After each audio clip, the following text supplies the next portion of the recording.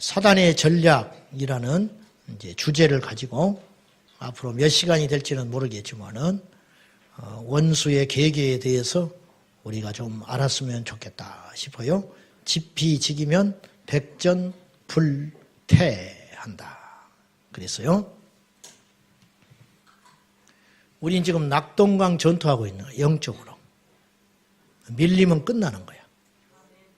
청소년들이 3%입니다. 복음화율이 3%. 네. 그러니까 30년, 40년 세대가 흘러가면 어떻게 될지 몰라. 지금 한 달에 기독교 서점이 몇 개씩 없어지는지 아세요? 매달. 이쪽 9.13 쪽에 가면 불교 용품 파는 데가 있어. 시장 골목 말고 이쪽 한 블럭 더 가서. 저는 그걸 지나갈 때마다 마음이 아파요. 불교 용품을 파는 자리이기 때문에 마음이 아픈 게 아니고 그 자리가 어떤 자리였냐면 기독교 서점이었어요. 제가 그 서점을 가끔 갔었거든요. 왜 하필 기독교 서점이 안 돼서 없어지고 난 그 자리에 불교 용품을 파는 불상 파는 가게가 그 자리에 꼭 그 자리에 들어갔냐. 이게 저는 마음이 아프고 자존심이 상하고 이 시사하는 바가 큽니다. 시사하는 바가 커. 멸망에 가증한 것이 거룩한 곳에 선 것을 보거든. 유럽 교회가 문을 닫고 교회가 경매 붙여서 팔려가지고 이슬람 사원이 되고 술집이 되고 우리나라도 몇백억씩 교회를 지어놓고 감당이 안 되니까 이단 종파가 다른 사람을 앞세워가지고 경매를 반값에 받아가지고 십자가를 띄어내버리고 그 자리에 자기들의 교회 간판을 걸고 의기양양 하는 것을 우리가 두 눈을 두고 보고 있습니다. 하나님이 무기력한 게 아니고 하나님은 한 번도 패배하신 적이 없지만 우리가 패배하기 때문에 하나님의 영광이 가려지고 있다. 그런 말이에요. 하나님의 구원 역사는 인류사 쪽에 한 번도 중단된 적이 없어요. 아브라함, 이삭, 야곱, 요셉, 다윗, 사도들, 중세에 하나님 앞에 깨어있던 믿음의 선각자들, 그리고 근대기 올라와 성령시대, 지금 이 시간에도 하나님 앞에 십자가를 붙들고 씨름하는 소수의 깨어있는 성도들, 한 번도 하나님의 역사는 중단된 적은 없지만은 아쉽게도 패배하고 인간들이 연약해서 우리들이 부족해서 그렇게 밀리는 형국이다. 더 이상 밀리면 안 돼요. 아멘. 오늘 사단의 전략 첫 번째 시간, 말씀을 파괴하라. 얼마나 무시무시한 이야기입니까? 전략과 전술이라는 말을 아십니까? 이게 군사용어인데 적을 맞서서 싸운다는 의미는 동일한 의미지만 전략은 큰 개념이에요. 전술은 작은 개념이에요. 예를 들면 북한이 우리를 향한 전략과 전술이 있는데 대남 적화 야욕입니다. 제남 적화 통일. 그러니까 우리나라를 공산화하겠다는 것이 그들의 전략이에요. 근데 공산화하기 위해서 무슨 짓든지 하는 거예요. 때로는 간첩을 보내요. 때로는 핵무기로 위협을 해요. 때로는 손을 내밀어 회담을 하다 그래요. 그러나 결국 그 모든 음모는 오직 하나. 웃음을 짓든 협박을 하든 칼을 들고 나오든 아니면 평화를 앞세우고 깃발을 들고 나오든지 간에 그들의 마지막 최종 목적은 남한의 적화 통일. 이게 전략이라고 말이에요. 사단도 전략이 있다는 거예요. 어떤 전략이냐? 사단은 그의 출현 이후에 지금까지 단 한 번도 이 전략을 수정해 본 적이 없어요. 그건 뭐냐? 하나님의 최대 걸작품인 인간을 파괴시켜 함께 지옥의 불구덩이로 끌고 가므로 하나님을 대적하려고 하는 거. 이것이 사단의 전략이에요. 근데 이것을 이루기 위해서 모든 것을 하는 것이죠. 어느 때는 칼을 들고 나타나고, 어느 때는 음란을 내세우기도 하고, 어느 때는 이단을 내세우기도 하고, 어떤 자에게는 돈을 주기도 하고, 어떤 자에게는 한껏 높여가지고 스스로 교만하여 멸망길로 가버리게 하기도 하고, 이러한 전술은 각양각색으로 시대와 환경과 상황과 사람에 따라서 다르게 변신할 것이다. 그 말이에요. 10년 전에 사단이 교회를 공격하는 모습과 지금의 모습은 다를 것이고 앞으로 향후 10년 후에는 또 다른 모습으로 교회를 공경에 빠지게 될 것입니다. 앞으로 보십시오. 제 개인적인 생각으로 2018년에는 아마 많은 사건들이 일어나지 않을까, 교회적으로. 그런 생각이 듭니다. 자, 지금처럼 오늘은 이제 말씀을 파괴하는 사단의 전략에 대해서 우리가 조금 알아야, 우리가 지금 피부에 와닿는 이야기는 아니다 할지라도 제가 이런 이야기를 자꾸 말씀을 드리는 이유는 곧 닥칠 현실이기 때문에 우리가 대비해야 됩니다. 우리 청년들, 우리 젊은이들 이 말씀 메시지를 잘 들어놨다가 앞으로 대비하고 지혜롭게 우리가 준비해야 되겠습니다. 지금 이 시대처럼 성경이 많았던 적이 없었어요. 여러분, 세계에서 제일 많은 성경을 출판하고 수출하는 나라가 우리나라입니다. 성경 복음률은 우리나라로 볼 때 제가 볼 때 거의 300% 500% 되지 않을까. 무슨 말이냐. 이 땅에 예수를 믿고 교회를 다닌 사람은 적어도 성경이 서너 권씩 갖고 있어요.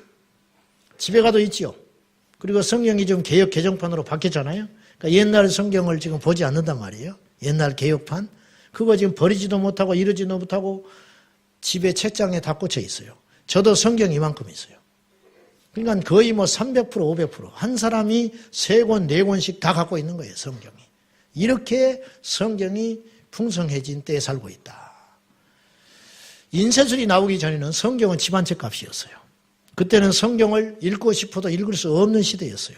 그렇기 때문에 사제가 해석해주는 성경을 그냥 가감없이 받아들였기 때문에 면죄부라고 하는 어처구니 없는 사상이 나오게 된 것이기도 해요. 오늘 이 시대처럼 성경 읽기 열풍이 일어난 때가 없었어요. 교회들마다 40일 성경 읽기, 성경 통독 운동, 워낙 성경들 잘 안 읽으니까 성경 읽기 운동을 교회들마다 강력하게 진행하고 있어요. 성경 공부 매주마다 성경 공부 없는 교회가 이상할 정도로 성경 공부, 성경 암송, 제자 훈련 이런 일들이 쉬지 않고 우리나라 전 교회에서 일어나고 있습니다. 귀한 일이라고 봅니다. 인터넷을 통해서 성경을 얼마든지 공부할 수 있습니다. 신앙 서적이 서점에 가면은 넘쳐나고 있습니다. 신학교들도 많아졌습니다. 그러나 어찌된 일인지 지금처럼 악하고 음란하며 거짓된 세대가 없었습니다. 이 말은 곧 말씀이 무기력한 시대라 그런 뜻입니다. 성경은 있지만 성경이 힘이 되지 못한 시대다. 설교는 난무하지만 이 설교로 사람을 바꾸지 못한 시대다. 인터넷 유튜브를 보면 온갖 설교들이 쏟아져 나오고 성경 강의록이 그냥 본물처럼 쏟아져 나오지만 사람들이 듣기만 하지 그대로 살지 못하므로 무기력하다. 귀신 못 쫓습니다. 능력 행하지 않습니다. 병든 자에게 손을 얹지 않습니다. 갈수록 강포해주고 자기 잘난 소리들만 하지 주님 안에서 믿음으로 말씀으로 순종하려고 하지 않는 시대를 오늘 우리는 이 시대에 살고 있는 것입니다. 사단은 성도의 기도의 능력과 함께 말씀의 이력을 우리보다 더 잘 아는 존재입니다. 그래서 말씀을 파기하기 위해서 혈안이 되어 있습니다. 말씀이 무너지고 말씀이 왜곡되고 말씀이 사라진다면 이것을 잃을 수만 있다면 어쩌면 사탄은 어떤 희생도 치를 각오로 우는 사자처럼 덤벼들고 있는 것입니다. 자, 사단이 말씀을 파괴하고 공격하는데 전술들이 몇 가지가 있는 것 같아요. 첫째 단계는 성경의 권위를 약화시키는 운동을 해요. 성경의 권위를 약화시킨다. 자, 오늘 본문을 한번 보십시오. 이게 이제 사단의 전술인데 1절 다시 한번 봐요. 1절 시작. 그런데 뱀은 여호와 하나님이 지으신 들짐승 중에 가장 강교하니라. 뱀이 여자에게 물어 이르되 하나님이 참으로 너희에게 동산 모든 나무의 열매를 먹지 말라 하시더냐 그랬어요. 이게 교묘한 소리예요. 하나님을 팔았어요. 말씀을 팔았어요. 사단은 하나님을 이야기해요. 사단은 말씀을 갖고 와요.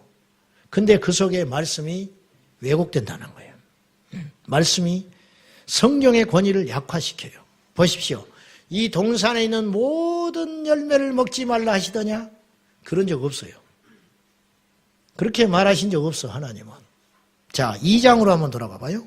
2장 16절을 보시면 동산 각종 나무의 열매는 네가 임의로 먹되 네가 마음대로 먹어도 좋다. 그렇게 말하셨지 모두 먹지 말라. 그럼 뭘 먹고 살아라고? 임의로 먹으라. 임의로 먹는데 한 가지만 조건을 한 거예요. 한 가지만. 선악을 알게 하는 나무의 열매는 먹지 말라. 네가 먹는 날에는 반드시 죽는다. 마귀는 사람에게 다가와서 하나님의 말씀의 권위를 약화시킨 거예요. 이 말씀을 하나님이 너에게 말씀하실 때 이 동산에 있는 모든 나무를 먹으라 하더냐? 은밀하게 뭔가를 살짝 틀어버리는 거죠. 약화시키는 거예요. 신학교에 가면 하나님의 말씀을 굉장히 존중하고 잘 배울 것 같지요? 그렇지 않아요. 신학교 가면 뭐라고 가르치는지 아세요? 노아 방주설화라고 그래요. 방주설화. 창조론이라고 그래요. 창조론. 창조 이론이라는 이론. 이런 소리를 가감없이 해버려요. 신학교 강단에서. 기도하고 강의 시작해요. 그래놓고 강의 중에는 노아의 방주설이라요. 성주, 설화, 방주신화. 창조론이라는 거예요.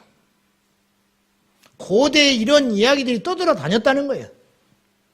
그런 이야기를 수집해가지고 만든 책이 성경이라는 거예요.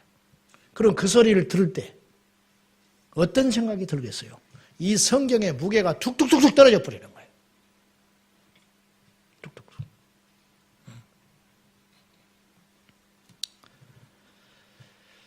자유주의 신학의 태동으로 자유주의 신학이란 인간의 이성과 감정과 경험, 도덕적 능력, 즉 인간 중심주의를 강조하는 거예요. 인간 중심주의. 하나님을 안 믿는 게 아니에요. 하나님을 믿되 하나님이 우리에게 주신 판단과 이성과 자유의지가 있다. 이것이 중요하다. 그러니까 성경이나 말씀이나 신앙도 자유롭게 우리가 선택할 수 있다. 이런 뜻이에요. 그래서 자유주의 신학이에요. 여러분, 하나님을 믿는 것이 자유입니까? 그렇지 않습니다. 이 말 자체가 얼마나 무서운 말인데. 이 자유주의 신학의 등장으로 이제 훗날에 쇠퇴했어요. 이 신학은. 그렇지만 어쨌든 이 영향력은 지금도 있어요. 이 그럴듯한 지식의 속임으로 신학은 이 신학도 역시 한자도 틀려먹은 한자예요. 귀신 신자의 학문학자예요. 신학. 우리가 신을 배워요? 신을 믿는 것이지? 그래서 이용도 목사님은 귀신 신자를 쓰지 않고 믿을 신자를 썼어요. 믿는 학문이다. 믿는 학문. 어떻게 인간이 하나님을 난도질해요? 하나님을 어떻게 규명해요? 그 신학이란 말 자체가 틀린 거예요. 하나님을 공부해? 하나님의 사랑을 파헤쳐서 공부해? 십자가를 공부해? 천국과 지옥을 공부했는데 내 논리로는 받아들일 수 없는 거예요. 주님이 다시 오신다? 공부를 해봤는데 이건 논리에 맞지 않아. 그러면 그거 안 믿을 거예요? 그게 학문이에요, 학문.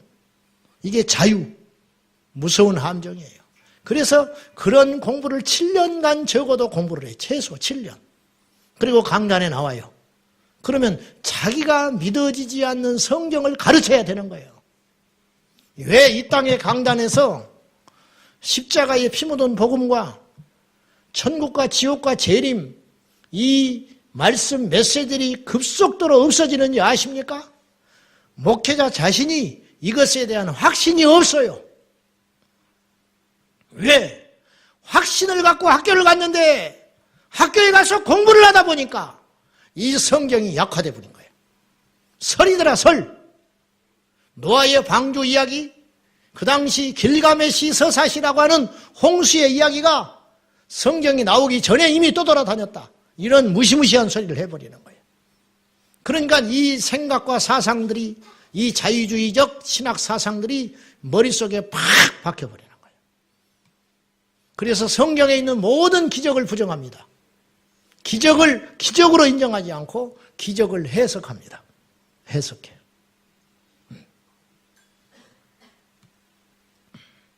두 번째, 성경의 가르침을 왜곡시켜요. 왜곡이라는 말은 삐뚤어지게 가르친다고 말이에요. 삐뚤어지게. 잘못 가르친다. 그 대표적인 많은 예가 있어요. 많은 예가 있는데 그 대표적인 것 중에 하나가 구원의 교리예요. 구원은 쉽다고 이야기해요. 성경의 가르침에 왜곡되는 거예요. 구원이 쉬워요? 구원이 영원해요? 한 번 받은 구원이 영원하다고 가르쳐요. 이것은 성경의 가르침과 정면으로 위배됩니다.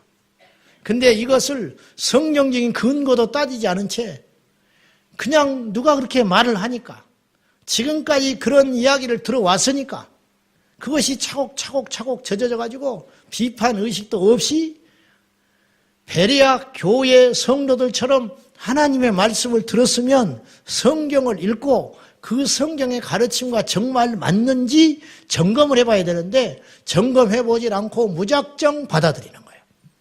무작정. 그 결과 신앙이 제자리 걸음만 하고 있는 거예요.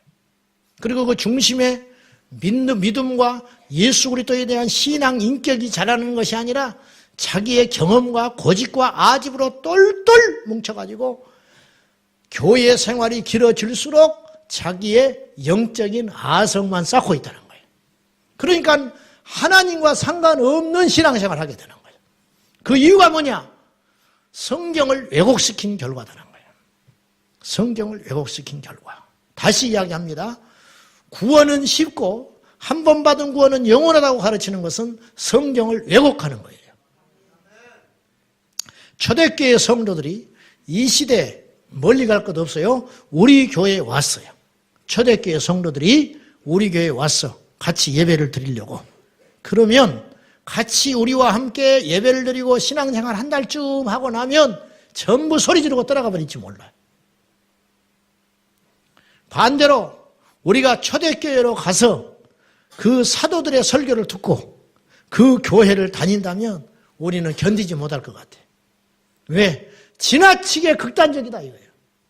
메시지들이 지나치게 극단적이다. 못 견뎌. 그래서 내 필요를 채워주는 교회를 또 전전하며 또 돌다가 어쩌면 우리 인생이 마감될지도 몰라요. 완전히 달라요. 초대교회로 돌아가자고 하는 말들은 많지만 정작 그것을 돌아가기 위해서 대가를 지불하지 않습니다. 초대교회는 철저히 성령 공동체. 초대교회는 철저히 하나님의 질서에 따라 자신의 전부를 던지는 신앙생활을 했어요. 그것이 상식이었어요. 근데 오늘날 교회는 극소수만이 자기의 전부를 걸고 예수를 믿어요. 여전히 아집 있고 고집 있고 자기 인생 철학과 그런 것들을 채워주는 조건으로 자기 색깔에 맞는 교회를 쫓아다니고 있다는 거예요. 여러분이요, 우리 색깔은 중요하지 않아요. 우리에게 정말 중요한 건 성경의 가르침대로 우리가 믿고 있는가? 그것이 더 중요한 줄로 믿습니다. 제 말이 상식 중에 상식 아닙니까? 그래 안 그래요? 상식 중에 상식적인 이야기를 하고 있는 거예요. 분별하시기를 축복합니다. 누가복음 13장 23절과 24절. 자, 한번 시작. 어떤 사람이 여짜오되 주여 구원을 받는 자가 적으니까 그들에게 이르시되 좁은 문으로 들어가기를 힘쓰라. 내가 너희에게 이르노니 들어가기를 구하여도 못하는 자가 많으리라. 구원을 얻는 자가 받는 자가 적을까요? 물어봤어요. 이렇게 묻는 것은 기대감도 있었어요. 그렇지 않아. 그렇게 그 말을 기대했을지 모른다고 저는 봐요. 주님은 이 답변을 돌려서 대신 이렇게 답을 했어요. 좁은 문으로 들어가기를 힘쓰라. 많은 사람들이 그것을 원하지만 얻지 못하리라. 그렇게 이야기했어요. 마태복음 22장에 왕이 잔치를 배설하고 처음에 종들을 보내가지고 초대를 합니다. 그때 처음 초대에 거절한 사람이 있었어요. 밭을 사서 못 간다. 소를 사서 못 간다. 장가를 가야 하니까 못 어떡한다. 왕이 진노했습니다. 그리고 길거리에 가서 무조건 모든 자들을 데려다가 내 집을 채우라. 그래서 데려다가 채웠어요. 그리고 14절에 결론적으로 주님이 이렇게 말하세요. 청함을 받은 자는 많으나 택함을 받은 자는 입은 자는 적으니라. 다 청했잖아요. 주님이 다 청한 거 아니에요. 결과적으로. 처음에 택한 사람, 나중에 택한 사람, 청한 사람. 청하고 두 번 청했으니까 다 왔다고 말이에요. 가난한 사람, 병든 사람, 부자, 장가갈 사람, 밭을 산 사람, 소를 산 사람 다 청했잖아. 결국은 다 청한 거예요. 그러나 그 자리에 와 있는 자는 결국 택한 자만 와 있었다. 이게 무슨 말인지 아세요? 쉽게 말해볼까요? 교회를 오는 사람은 많다. 그런데 그 교회 안에 구원받은 사람은 생각보다 적다. 그런 말이에요. 누가 구원받는 일이 쉽다고 합니까? 누가? 성경에 한 구절이라도 가져오시면 제가 사과하고 수정해서 설교할 수 있습니다.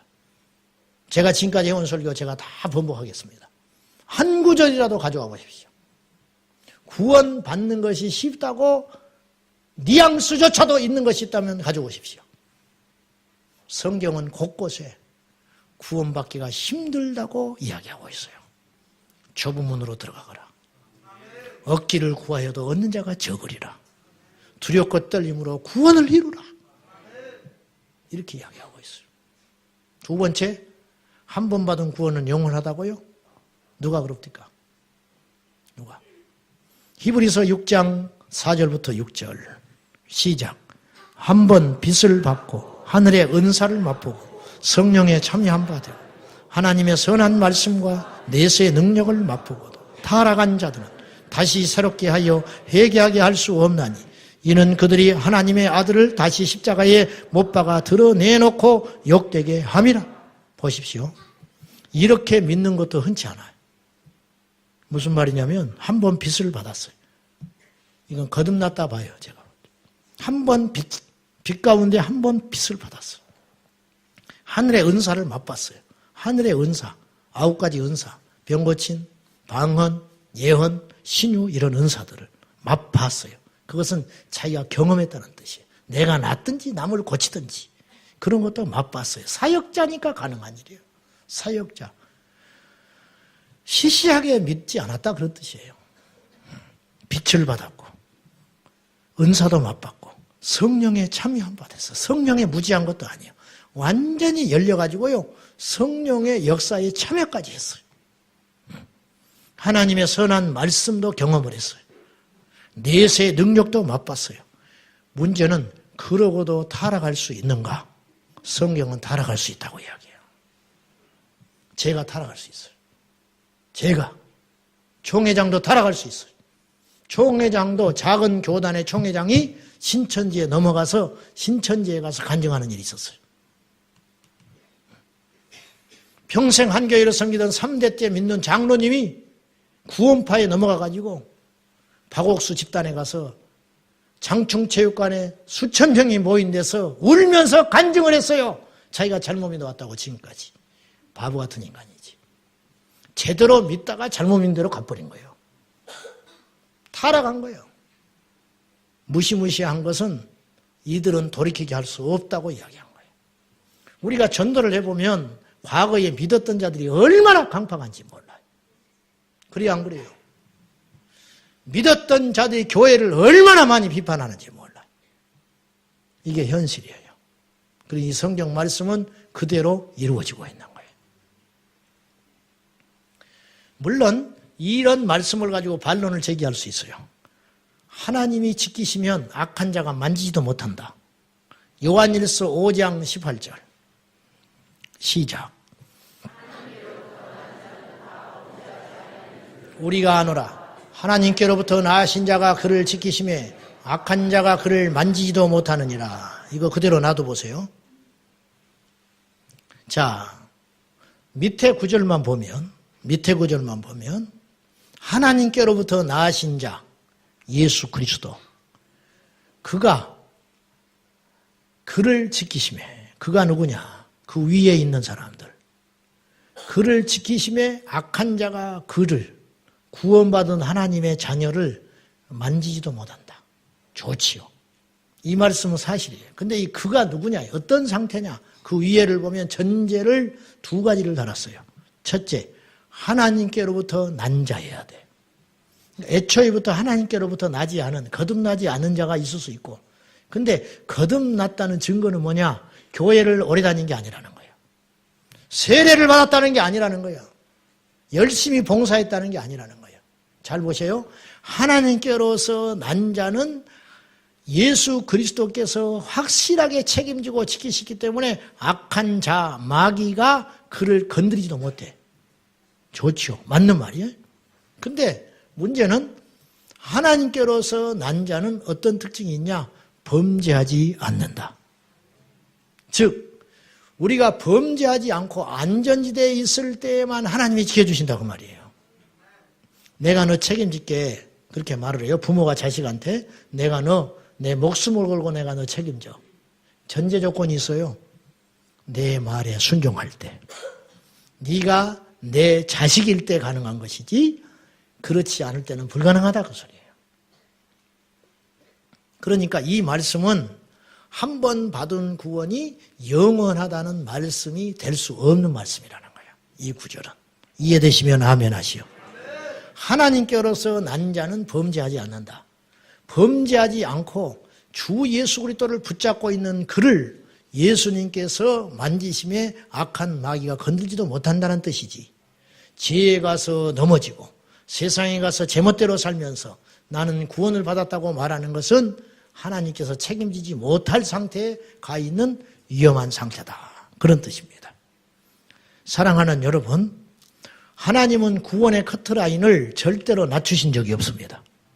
초대교회 아브라함을 향한 구원의 커트라인 똑같고요. 모세에 대한 커트라인이 똑같았고요. 초대교회 성도들에 대한 커트라인이 똑같았고요. 저 북녘 땅에 사는 그리스도인들을 향한 지하에 숨어있어 예수 믿는 그들에 향한 구원의 커트라인, 구원의 기준점, 그거 점수도 똑같은 것이고요. 오늘 우리에게도 똑같고요. 저 아이들에게도 똑같고요. 청년에게도 똑같고요. 모태신앙에게도 똑같고요. 미국 사람에게도 똑같고요. 목사에게도 똑같고요. 선교사에게도 똑같고요. 가난한 자에게도 똑같고 부자에게도 똑같고 병든 자에게도 똑같고 우리에게도 똑같이 적용을 한다는 거예요. 히브리서 13장 17절에 보면 에서가 장자권을 팥죽 한 그릇에 팔아버리고 뒤늦게 후회하지만 그 장자권은 처리될 수 없었어요. 이게 히브리서 13장의 이야기예요. 이게 무슨 말이냐? 뭘 빗대려고 히브리서 기자가 이 말을 했느냐 하면 구원을 잃어버린 다음에는 다시 상실해버린 그 구원을 찾기가 얼마나 어렵냐 이거 이야기하는 거예요. 기회가 있다는 거예요. 기회. 사랑하는 여러분, 오늘 이 자리는 두 종류의 사람들이야.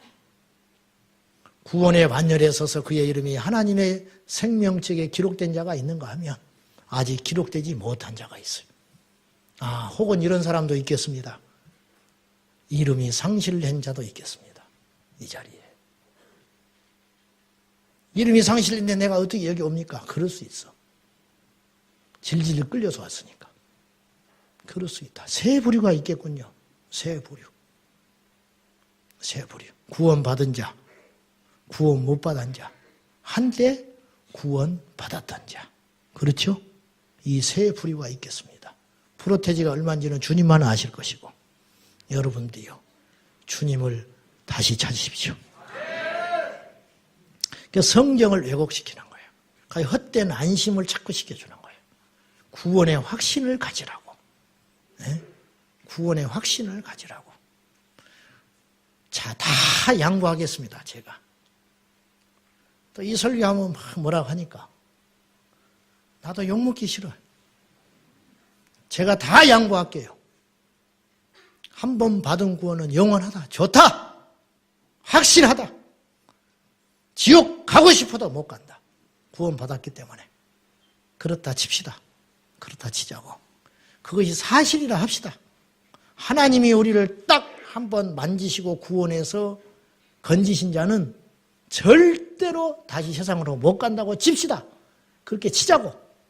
100번 양보해서 그렇게 치자고. 지옥 가고 싶어도 못 가.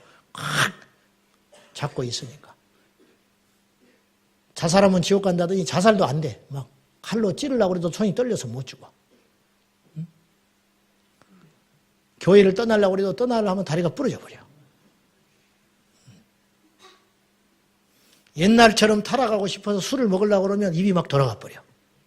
응? 그러니까 절대 예수 못 떠난다고 합시다. 100번. 그것이 사실이라 할지라도 우리는 그렇게 맘먹으면 안 돼요. 우리는 그렇게 맘먹으면 안 된다고. 무슨 말인지 아시죠? 그래야 안전하다. 그래서 바울은 고린도전서 9장 27절에서 내가 전파하여 다른 사람을 구원한 후에 나는 버림받을까 두렵고 떨려서 날마다 내 자신을 쳐 복종하노라 그랬어요. 바울이 믿음이 없어서 그랬어요. 바울이 진짜 영혼을 귀하게 생각하니까 정말 자신의 생명의 가치를 귀히 여겼기 때문에 두렵고 떨리는 마음으로 자기가 벌벌벌 떨면서 사역을 한 거예요. 내가 다른 사람을 설교해서 지옥 갈 사람을 천국으로 올려보내놓고 나는 혹시라도 넘어져서 지옥에 갈까 두렵다. 이게 얼마나 지혜로운 믿음입니까? 이게 지혜로운 자세죠. 저는 이렇게 살아가렵니다. 여러분도 그렇게 사십시오. 세 번째, 성경에 인간의 생각을 더 씌워요. 자, 첫째는 성경의 권위를 약화시킨다 그랬어요. 두 번째는 성경을 왜곡시켜서 가르친다고 그랬어요. 세 번째는 인간의 생각을 덧칠해버려요. 덧칠을 한다고. 성경을 짜집기 하듯이 가져다가 자기 임의대로 해석하고 적용하게 되는 거예요. 과거 서구에 열강들이 아프리카를 침략하면서 성경을 가지고 나왔습니다. 그리고 십자가를 앞세우고 선교사들을 앞세우고 아프리카를 침공했습니다. 침공한 근거가 성경적으로 두 가지가 있다는 거예요. 첫째, 생육하고 번성하여 땅에 충만하며 정복하고 다스리라 했기 때문에 다스리러 간다는 거예요. 말도 안 되는 소리 같지요. 그러나 그때는 그들이 그걸 붙잡았어요. 두 번째는 뭐냐? 노아의 둘째 아들 함이 저주받았습니다. 종이 되리라. 그래서 우리는 함족을 종으로 삼을 수 있다는 거예요. 이건 성경을 자기 생각에 덧씌운 거예요. 이런 일들을 자행하고 있다는 거예요. 자, 저도 이제 의식적으로 그런 소리를 안 하려고 하는데 설교를 하다가 이런 소리를 할 때가 있어요. 뭐라고 생각합니다. 그렇게 설교할 때 있죠. 그거 설교 아닙니다. 무슨 말인지 아시죠? 저는 이렇게 쭉 설명을 해요. 저는 그렇게 생각합니다. 그건 자기 생각이지 성경에서 나온 것이 아닐 수 있다고 말이에요. 성경을 덧씌우는 거예요. 이렇게 하면 좋겠습니다. 그거 틀린 거예요. 그거 설교 아니에요.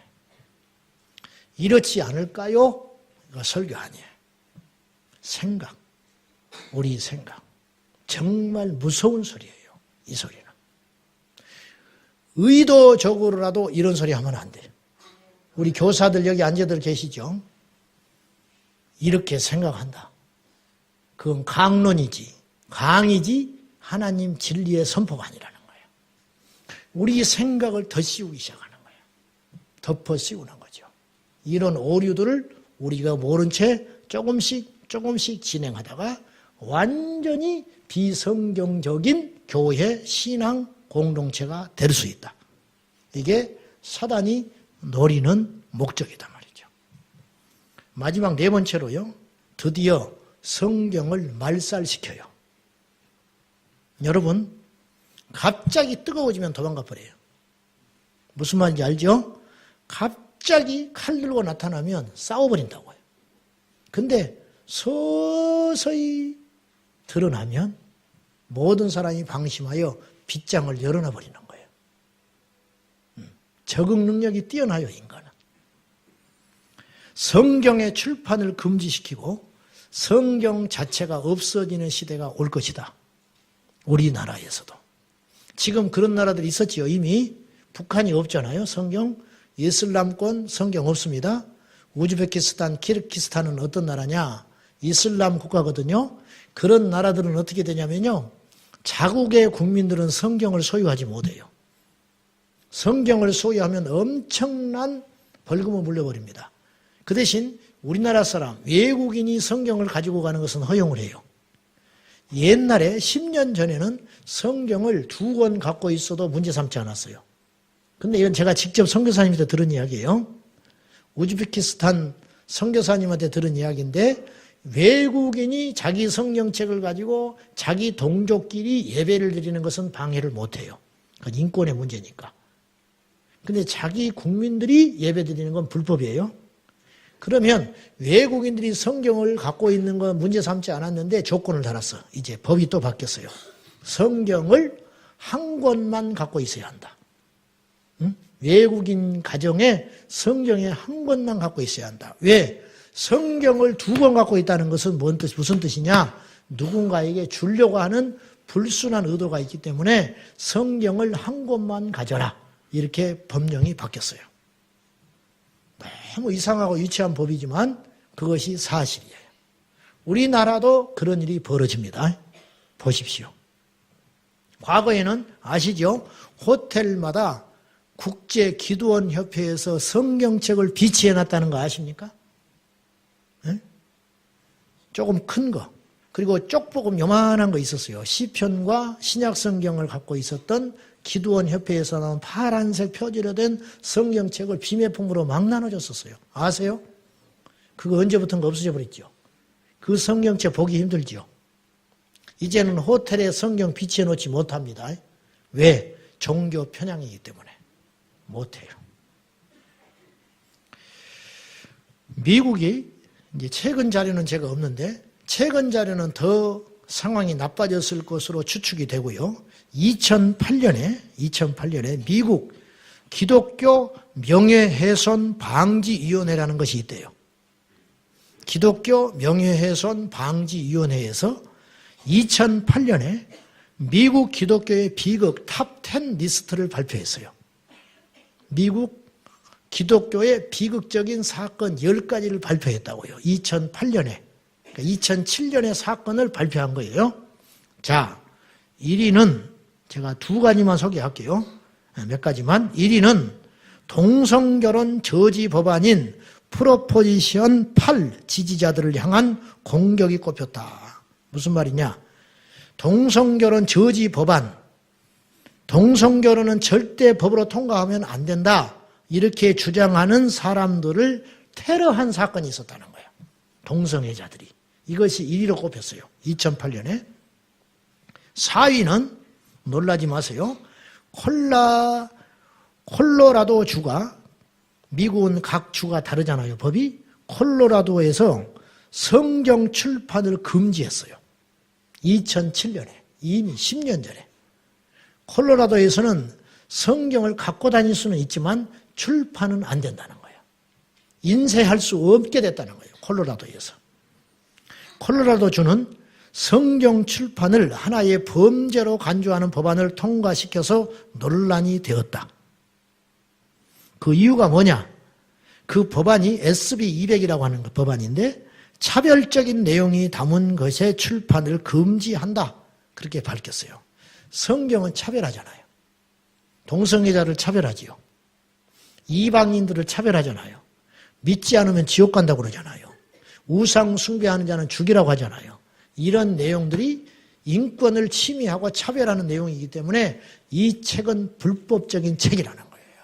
이 논리가 먹혀 들어갔어요. 그래서 성경을 출판 못한다고 금지 서적을 만들어버렸다는 거예요.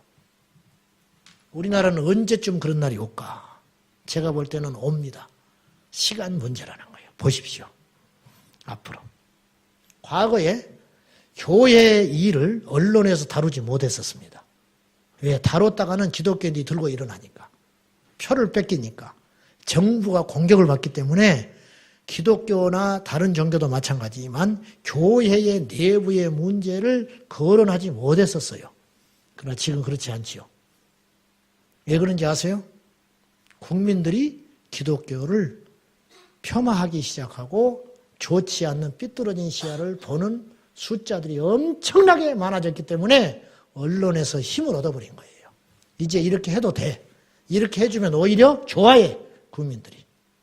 기독교의 비리를 낱낱이 파헤쳐주면 국민들이 카타르시스를 느끼는 시대가 되어버렸다고 말이에요.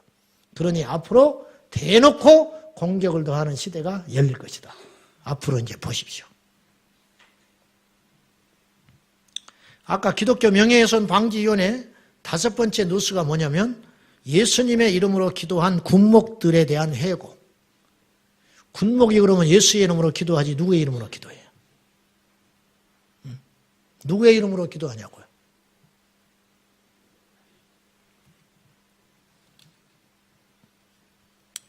버지니아주의 군목들이 예수님의 이름으로 기도할 권리를 거부당했던 사건이 5번째 사건으로 뽑혔다는 거예요. 그리고 6명이 예수님의 이름으로 기도했다는 이유로 해고당했습니다.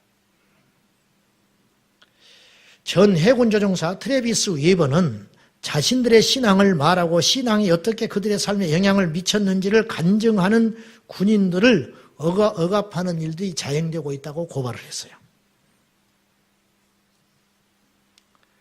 자, 교회 밖에만 지금 세상적 가치관이 지배하고 득세하는 시대가 아니에요. 더 무서운 건 이 세상적 사고들이 교회 안에 무차별적으로 들어오고 있다는 거예요. 보세요. 예를 들어볼게요. 밖에서 모래밭에서 놀이터에서 실컷 떠놀던 개구장이 아이가 집에 들어오면 먼지를 몰고 들어옵니다. 세상의 학문과 철학과 경험을 갖춘 지성인들이 그리고 세상의 권력자들이 교회에 들어와 가지고 자신들의 입장을 내기 시작해요. 이것을 깨뜨리고 그리스도의 복음과 성령의 능력으로 변화시킬 능력을 상실한 교회는 그들에게 잠식당하기 시작했다는 거예요. 그래서 교회를 다녀도 안 변해요.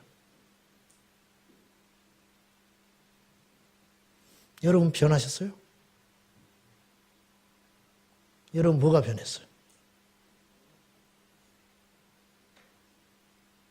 여러분은 무엇이 변했어요?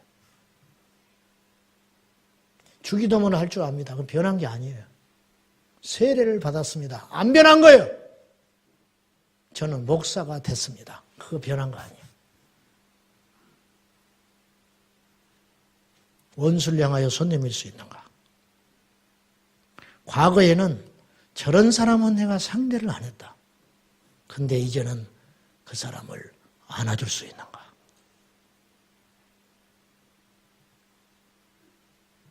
그럴 수 있어요?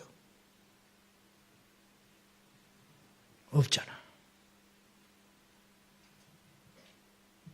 결정적인 순간이 되면 내 안에 있는 이 쓰레기들이 확 올라와 버려.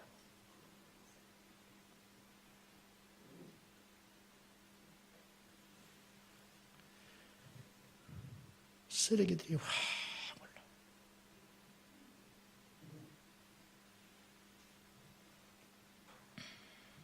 교회 안에도 하나님의 진리와 반대되는 수많은 개념과 사상들이 성도들의 마음속에 주입되고 있습니다. 이 일들은 사단의 전술에 의해서 전략에 의해서 천천히 집요하게 진행되어 왔기 때문에 우리도 모른 채 지금 우리 눈앞에 와 있지만 깨닫지 못하고 있습니다. 힐송 처치 아시죠? 우리나라 찬양하는 사람들이 전부 따라하며 본받았던 힐송. 호주에 가면 그들은 이단입니다. 호주에 가면 깨어있는 전통적 그리스도인들에 의해서 힐송은 이단입니다. 그게 세상적 문화와 결합한 결과의 찬양이에요. 뉴에이지 찬양. 여러분이 동의하든 안 하든지 간에 저는 엄격해야 한다고 봐요. 진리만큼은. 진리만큼은. 눈 떠야 돼요. 빨리. 시크릿이 반기독교적 서적임에도 불구하고 그것을 믿음의 시야로 접근을 해가지고 강단에서 한국교회 목사님들이 시크릿을 읽으라고 성도들한테 무지무지 강구해 줬습니다. 시크릿 책을 읽으라고. 그리고 설교 시간에 소개를 했습니다. 이게 뭐냐? 미혹당한 거예요. 긍정의 힘. 우리나라 메이저 기독교 출판에서 자에서 그거 출판해 줬거든요. 저도 읽어봤어요. 근데 분별 없이 읽으면 그 속에는 믿음에 대한 이야기가 나와요. 그러나 영적으로 눈을 뜨면 그곳에 십자가가 없다는 걸 발견할 겁니다. 깜짝 놀라버리는 거예요. 이게 뭐냐? 세상의 흐름이 교회 안에 들어온 거예요. 어느 공동체는 합리적이고 도덕적이어서 사람들의 칭송을 받지만 실상은 성경적이지 않을 수 있습니다. 이해되면 아멘 하시오. 어느 교회 공동체는 대단히 선하고 정의롭고 민주적이지만 성경적이지 않을 수 있습니다. 고린도서 11장 13절과 15절 시작.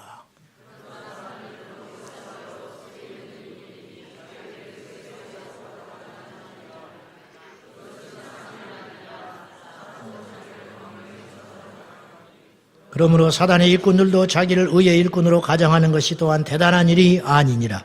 그들의 마지막은 그 행위대로 되리라. 자, 사단이 광명의 옷을 입고 광명의 천사로 나타나는 것은 특별한 일이 아니라는 거예요. 그건 일상 있는 일이라는 거예요. 그러므로 어떠한 교회가 세상적 소리를 해야 되는 것은 경악하고 놀랄 일이 아니라 얼마든지 그럴 수 있는 일이에요. 중세 교회의 99%는 다 사단의 놀이객감이 되어버렸어요. 중세 교회 카톨릭 99%는 사단의 수하에 다 들어갔어요. 우리 교회는 어떠세요? 여러분은 어떻습니까?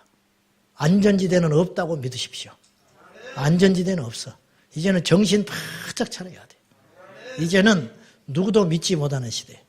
오직 우리는 성경만 읽고 성경의 가르침대로 충실하게 살아가야 할 위기의 시대에 놓여 있는지도 몰라요. 지금 시대가 그렇다. 어느 공동체는 하늘에서 표적과 이적을 보이지만 성경적이지 않을 수 있습니다. 그 교회 가면 병이 나요. 그 교회 가면 이적이 일어나요. 그 교회 가면 일이 잘 돼요. 심지어 그 교회 가면 응답이 되기도 해요. 그러나 그 교회는 성경적이지 않을 수 있습니다. 왜? 십자가가 없다면. 십자가가 증거되지 않고 있다면. 하나님의 심판을 경고하지 않는다면. 죄를 끊지 못하게 한다면. 회개하지 못하게 한다면. 성경적이지 않다.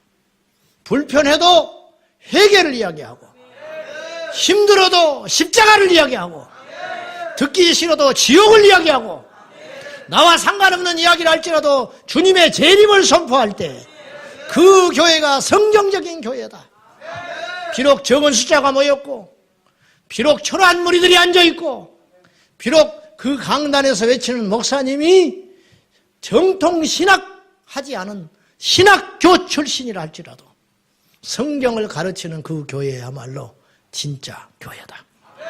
그런 말입니다. 요한계시록 13장 13절 시작. 큰 이적을 행하되 심지어 사람들 앞에서 불이 하늘로부터 땅에 내려오게 하고. 이거는 대표적인 걸 말하는 것이고 마지막 날에 용이 사단이 적그리스도가 나타나서 사람들을 미혹하게 할 때 쓰는 방법이 뭐냐?